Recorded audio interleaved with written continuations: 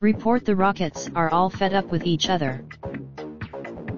One high-ranking Rockets source summed it up for McMahon: "There's some hard feelings right now everywhere. That starts with Paul's incessant jabbering also wore thin with Harden," according to McMahon. He apparently Chris wants to coach James, says a source familiar with the Stars' dynamic. James looks at him. The tension between the two can't easily be resolved by trading Paul either, as he's still owed $124 million over the remaining 3 years of his contract. Rockets owner Tillman questions about Fertitta's willingness to invest in the team naturally sprouted up when details of the purchase emerged, though he was clear with McMahon that he's willing to dip into the luxury tax, just not the repeater tax.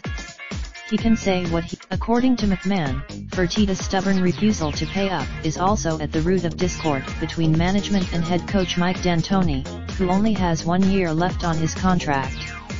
Negotiations, however, D'Antoni's agent clarified that the offer was not actually for $5 million, which would be below the market rate for an established veteran coach such as D'Antoni, since it would be cut in half if D'Antoni was fired or if the Rockets failed to make the playoffs.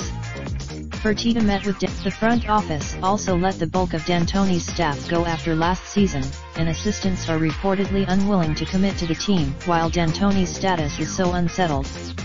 And so, Morey responded to the story this morning, and chalked up the tension within the organization to competitiveness. "I am frustrated. Raindrop, drop top, smoking, no cooking the hot pot. Fucking on your bitch, yeah, that.